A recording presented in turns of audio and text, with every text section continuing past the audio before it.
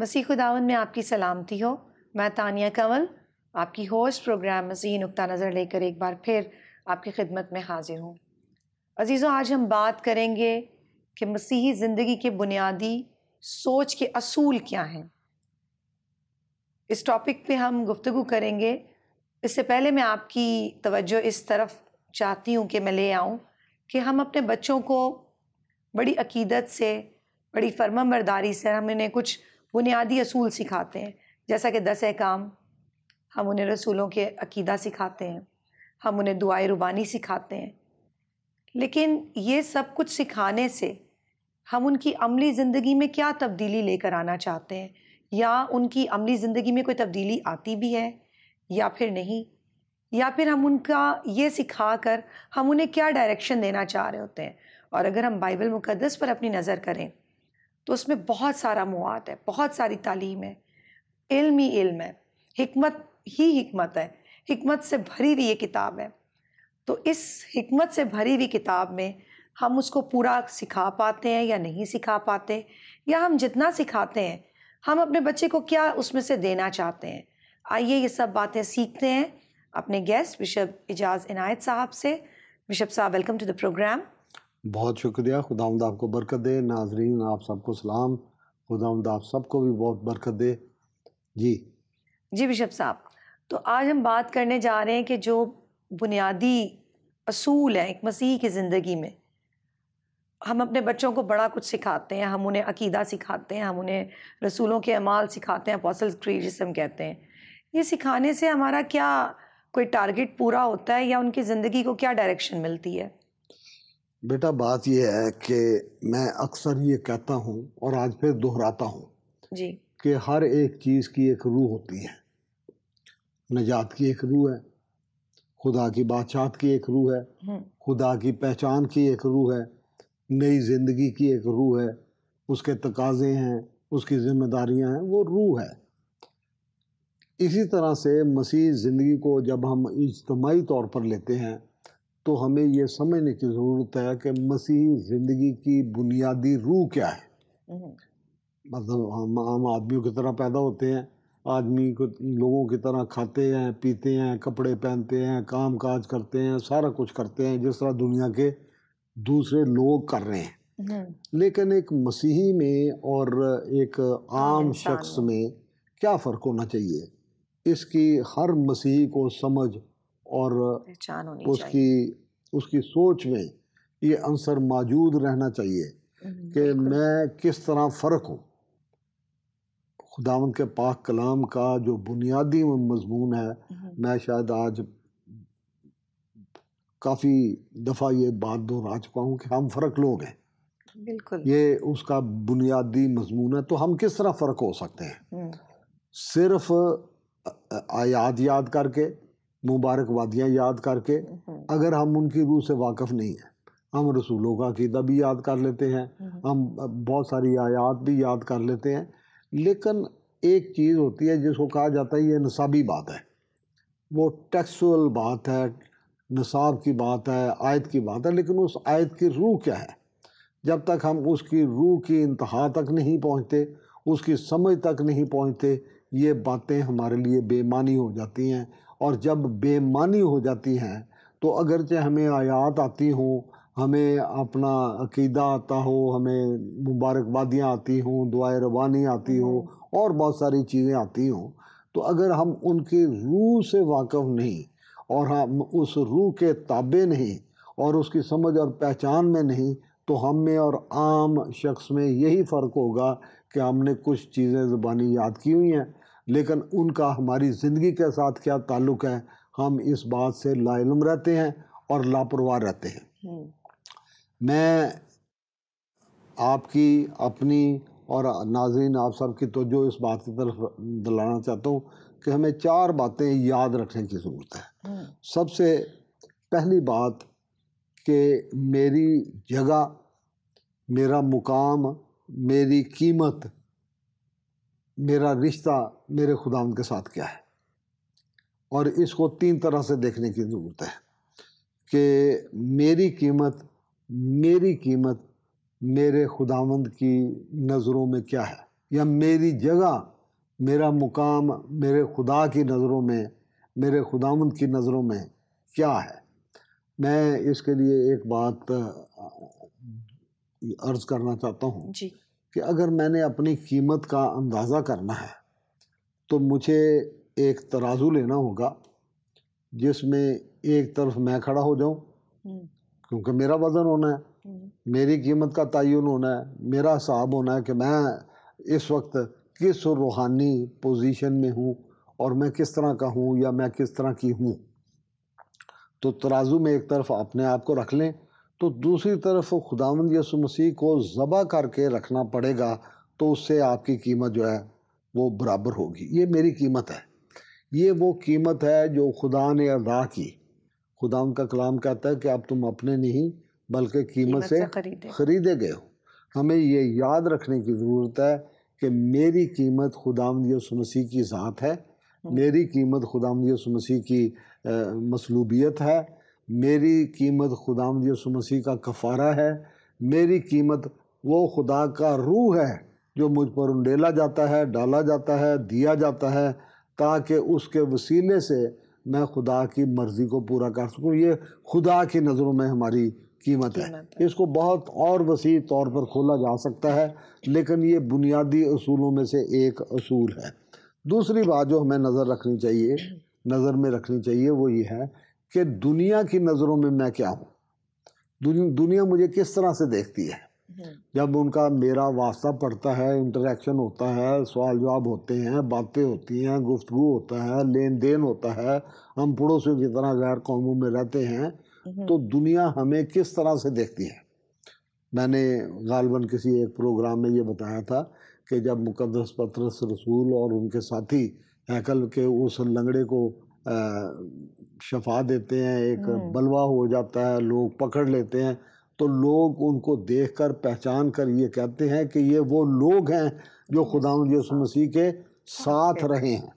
ہمیں بھی خداوند یسوع مسیح کے ساتھ رہنا ہے، تاکہ خداوند کے پاک کلام میں لکھا ہے کہ ویسا ہی مزاج رکھو جیسا کہ خداوند یسوع مسیح کا بھی تھا۔ اب یہاں افسیوں کے خط اس کے 4 باب کی پہلی آیت میں، اور جو رومیوں کے نام خط اس کے 12ویں باب کی پہلی آیت میں آپ کے سامنے پڑھتا ہوں۔ یہاں لکھا ہے، پس میں جو خداوند میں قیدی ہوں تم سے التماس کرتا ہوں کہ جس بلاوے سے تم بلائے گئے تھے اس کے لائق چال چلو۔ تمہارا چال چلن دنیا کے لوگوں سے ہٹ کے، دنیا کے لوگوں سے مختلف اور خداوند کے مزاج کے مطابق ہونا چاہیے۔ اس نے ہمیں بلایا ہے اور اپنی بادشاہت میں اس نے ہمیں مختلف کام سپرد کیے ہیں، مختلف عہدے دیے ہیں، مختلف خدمتیں دی ہیں، مختلف اس نے ہمیں ہتھیار دیے ہیں، مختلف اس نے پھل دیے ہیں، مختلف اس نے نعمتیں دی ہیں۔ تو جب دنیا کا ہمارے ساتھ واسطہ پڑتا ہے تو دنیا کو نظر آنا چاہیے کہ میں ایک فرق شخص ہوں، بالکل میں عام لوگوں جیسا آدمی نہیں ہوں۔ میری گفتگو میں فرق ہے، میری محبت میں فرق ہے، میرے لین دین میں فرق ہے، میرے انٹریکشن میں فرق ہے، میں ایک فرق شخص ہوں۔ اس گفتگو سے، اس محبت سے، اس بیان سے یا اس پہچان سے جو مجھے دیکھ کر لوگوں کو حاصل ہوتی ہے، ایک میسج ملنا چاہیے۔ خدا ان کا پاک کلام یہ فرماتا ہے کہ تم وہ انجیل ہو جس کو لوگ پڑھتے ہیں۔ ہم چلتے پھرتے ایک انجیل یعنی خوشخبری، خدا کا کلام، اس کی جیسی حیثیت رکھتے ہیں، تاکہ جب لوگوں کے ساتھ ہمارا واسطہ پڑتا ہے تو ان کو وہ انجیل کا پیغام ملتا رہے، ان کو نظر آئے کہ یہ ایک فرق شخص ہے، اس کے پاس ایک زندگی ہے، تو اس زندگی کی جو سوچیں ہیں، اس زندگی کے جو رہنما اصول ہیں، وہ اتنے فرق ہیں کہ وہ صاف اس کی زندگی سے نظر آ رہے ہیں۔ تیسری بات کہ مجھے آپ کو یہ سوچنا چاہیے کہ میری اپنی نظر، میری اپنی توقیر، میری اپنی عزت، میری اپنی نظروں میں کیا ہے۔ میں ہر وقت کس روح میں رہتا ہوں، کس گھمنڈ میں رہتا ہوں، کس فخر میں رہتا ہوں، کس عاجزی میں رہتا ہوں، کس سوچ میں رہتا ہوں۔ کیا مجھے ہر وقت یہ احساس رہتا ہے کہ میں خدا کی حضوری میں ہوں؟ میں کام پہ گیا ہوں، نوکری پہ گیا ہوں، کاروبار کر رہا ہوں، لین دین کر رہا ہوں، تو میں ہوں کون؟ کیا میں خدا کا بندہ ہوں، خدا کی بندی ہوں؟ ہر وقت مجھے یہ احساس رہتا ہے کہ میں خدا کی حضوری میں موجود ہوں، اور میری گفتگو، میرا طور طریقہ، میرا لین دین، میری بچوں کی تربیت، میرے بزرگوں کے ساتھ واسطے، میرے سارے معاملے وہ خدا کی مرضی، اس کی مدد، اس کی رہنمائی اور اس کے اصولوں کے مطابق چل رہی ہے کہ نہیں چل رہی؟ میری اپنی نظریں جو ہیں وہ مجھے دیکھتی ہیں، تو میں اپنی نظروں میں کیا ہوں؟ اب دوسرا جو رہنما اصول ہے وہ یہ ہے کہ کیا میں اس کوشش میں رہتی ہوں بحیثیت مسیحی کہ میری زندگی قدرت اور اختیار والی زندگی ہے؟ اب اس کے لیے ہمیں بالکل پیدائش میں جانا پڑے گا، سمجھنے کے لیے، جاننے کے لیے کہ خداوند نے جب آدم اور حوا کو بنایا تو اس نے ان کو کل دشتی جانوروں پر، ضروع زمین پر، اس کے سارے نظام پر اس نے اختیار دیا، اور یہ فرمایا کہ زمین کو محکوم اور معمور کرو۔ محکوم کا مطلب ہے کہ اپنے اختیار کے نیچے رکھو، ہر کام تمہاری مرضی کے مطابق، تمہارے اصولوں کے مطابق چلنا چاہیے۔ اس دنیا کا نظام بگڑ چکا ہوا ہے۔ اگر ہمیں نئی زندگی ملی ہے تو ہمیں یاد کرنے کی ضرورت ہے کہ خدا نے آدم اور حوا کو اختیار دیا تھا۔ اس نے کہا زمین کو محکوم کرو۔ ہم معمور تو کرتے جا رہے ہیں، بچے پیدا کرتے جا رہے ہیں، ان کو پھینکتے جا رہے ہیں، ان کی پرواہ نہیں کرتے۔ یہ روحانی طور پہ بچے پیدا کر کے پھینکنے والی بات ہے۔ بے شمار جگہ پر بڑے بڑے کروسیڈ ہوتے ہیں، اور میں نے خود اپنی آنکھوں سے دیکھا ہے کہ ہر سال وہی لوگ، کیونکہ ان کے جو چودھری صاحبان ہیں ان کو بسیں دے دی جاتی ہیں، ان کو وافر پیسہ دے دیا جاتا ہے، وہ بریانی بھی کھلاتے ہیں، وہ لوگوں کو لے کے بھی آتے ہیں، اور ہر سال ہر کنونشن میں، چاہے سال میں 3 ہوں، 4 ہوں، 5 ہوں، کروسیڈ، آج کل کروسیڈ کہا جاتا ہے ان کو، اپنا بشارتی میٹنگز، پریئر میٹنگز، پتہ نہیں کیا کیا کچھ کہا جاتا ہے۔ ہر سال، ہر دفعہ وہی لوگ ہاتھ اٹھا کے توبہ کر رہے ہوتے ہیں۔ اس کا مطلب ہے کہ ہم نے روحانی بچے پیدا تو کیے، لیکن ہم نے روحانی بچوں کو پہچانا نہیں، ان کو بچایا نہیں، ان کی تربیت نہیں کی، ان کی پرورش نہیں کی، اور جیسے انہوں نے توبہ کی تھی، انہوں نے نئی زندگی کو قبول کر کے اپنی زندگی میں نیا پن پیدا نہیں کیا۔ انہوں نے اس قدرت کو جو خدا کی طرف سے ملتی ہے، قدرت آدمی کے اندر ہوتی ہے، جیسے خداوند یسوع مسیح کے اندر قدرت تھی کہ وہ طوفانوں کو ڈانٹتے تھے تو وہ تھم جاتے تھے، وہ لازر کو آواز دیتے ہیں تو لازر قبر میں سے نکل آتا ہے، وہ روٹیوں کو پہ برکت دیتے ہیں تو روٹیاں بڑھتی جاتی ہیں، مچھلیاں بڑھتی جاتی ہیں۔ یہ اندر کی ایک قدرت ہے۔ خدا جب اپنے بیٹے اور بیٹیاں بناتا ہے تو اپنی ہر چیز اپنے بیٹوں اور بیٹیوں کو دیتا ہے، اپنا روح دیتا ہے، اپنی قدرت دیتا ہے، اپنا اختیار دیتا ہے، اپنی ہر چیز دیتا ہے۔ وہ اپنے بیٹوں اور بیٹیوں کو ہر چیز دے دیتا ہے، اور خداوند کا کلام کہتا ہے کہ ہم خداوند یسوع مسیح کے ہم میراث ہیں۔ جو کچھ خداوند یسوع مسیح کے پاس ہے وہ ہمیں بھی دیتا ہے، منتقل کرتا ہے۔ خدا کا روح جب میری زندگی میں ہے تو خدا کے روح کے وسیلے سے وہ قدرت میری زندگی میں ہوگی، اور پھر میرے پاس اختیار ہے۔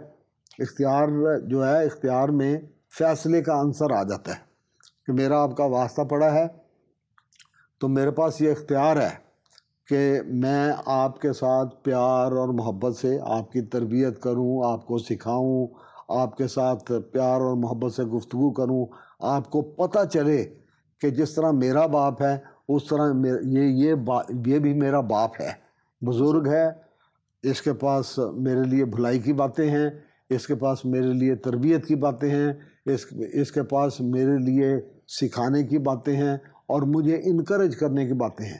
یہ مجھے، اگر مجھ سے کوئی غلطی ہوگی، کوتاہی ہوگی، میں گر پڑوں گی، یہ مجھے اٹھائے گا، مجھے جھاڑے گا، اس مصرف بیٹے کے باپ کی طرح جو انتظار کر رہا تھا۔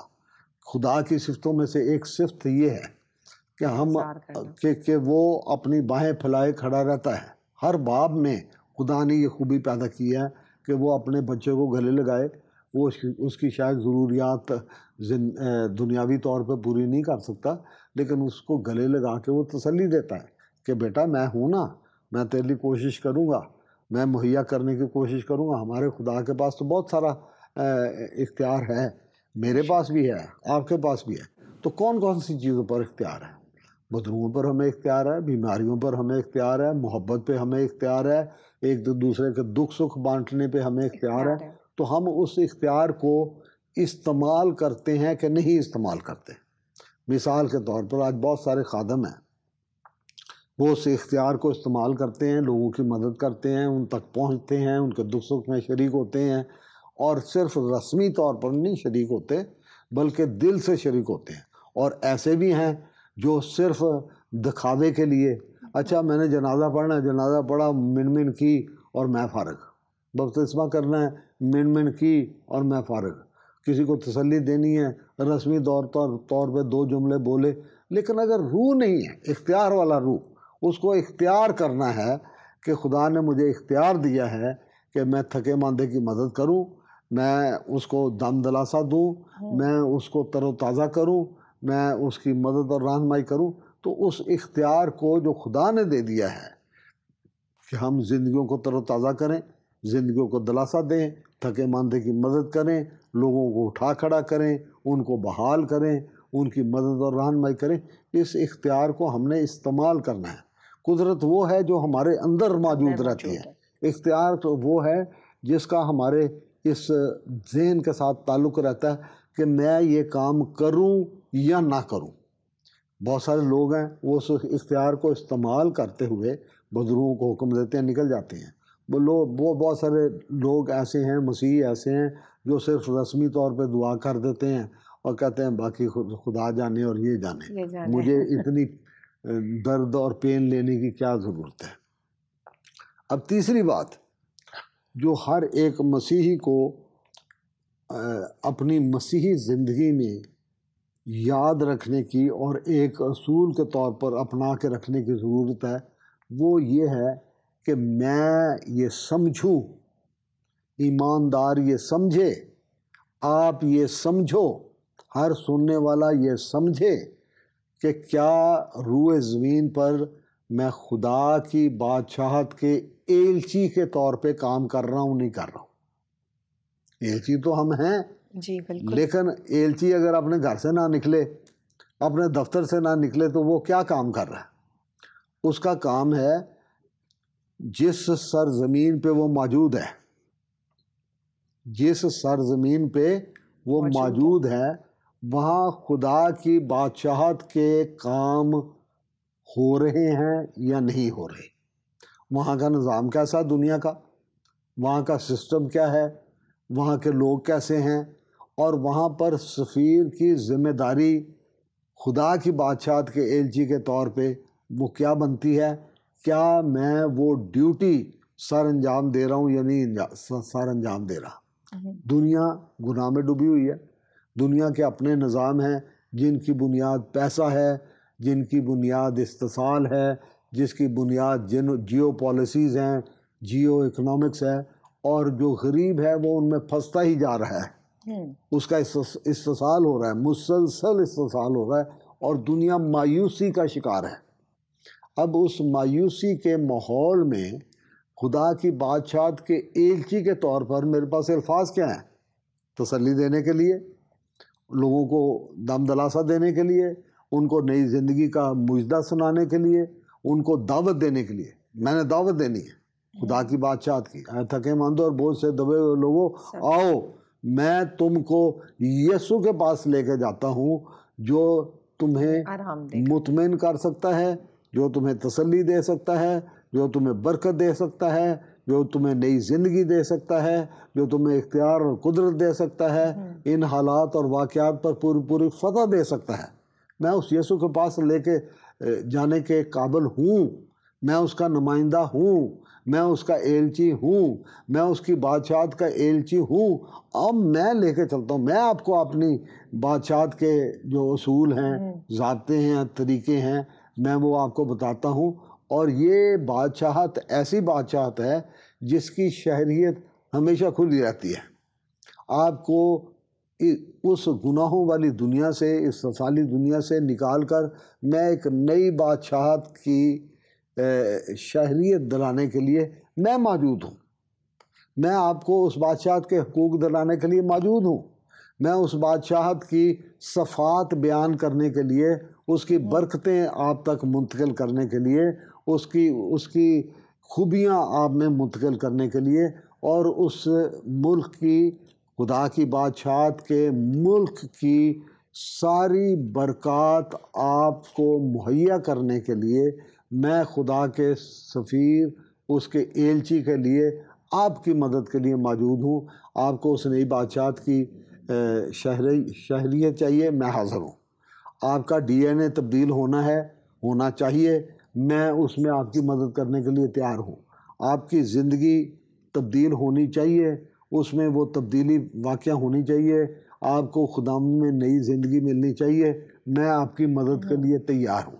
سو مسیحی کو خدا کے سفیر کے طور پر اپنی پہچان قائم کرنے کی ضرورت ہے کہ میں سفیر ہوں، میرا ایک کام ہے، میرے سپرد ایک کام کیا گیا ہے، اور میں نے وہ کام پورا کرنا ہے، اس کو سر انجام دینا ہے. خدا کے پاک کلام میں ایک واقعہ ہے، میں اس کو تفصیل سے پھر کسی وقت عرض کروں گا، کہ شاید میں نے پہلے کسی پروگرام میں اس کا تھوڑا بیان کیا ہو، مجھے یاد نہیں ہے. لیکن وہ بادشاہ کو کہتا ہے کہ میں جنگ میں گیا ہوا تھا اور میرے سپرد ایک قیدی کیا گیا، اور مجھے یہ بتایا گیا کہ اگر یہ بھاگ نکلا تو تیری جان جائے گی یا تجھے جرمانہ دینا پڑے گا. اور جب میں ادھر ادھر مصروف تھا تو وہ قیدی بھاگ گیا. اب یہ میرا خیال ہے کہ میں نے ایکسپلین کیا، کسی میں نہیں کیا. تو وہ جنگ کا جو میدان ہے اس میں کیا چیز ہو سکتی ہے ادھر ادھر مصروفیت کے لیے؟ اور میرے ذہن میں یہ خیال آتا ہے کہ شاید وہ قیدیوں کی، وہ جو مردہ تھے ان کی وہ جیبیں پھول رہا ہو، ان کے کپڑے اتار رہا ہو، ان کی جوتیاں اتار رہا ہو. وہ ادھر ادھر مصروفیت جنگ کے میدان میں اور کیا ہو سکتی ہے کہ وہ مرے وہ ان کو نوچ رہا ہے، ان کے کپڑے اتار رہا ہے، ان کی جیبیں ٹٹول رہا ہے. بہت سارے جو مسیحی ہیں اگر وہ لوگوں کو زندگی نہیں دے رہے تو پھر اس کا مطلب ہے کہ وہ ادھر ادھر مصروف ہیں. خدا کا کلام کہتا ہے کہ جہاں مردار ہے وہاں گدھ بھی ہوں گے.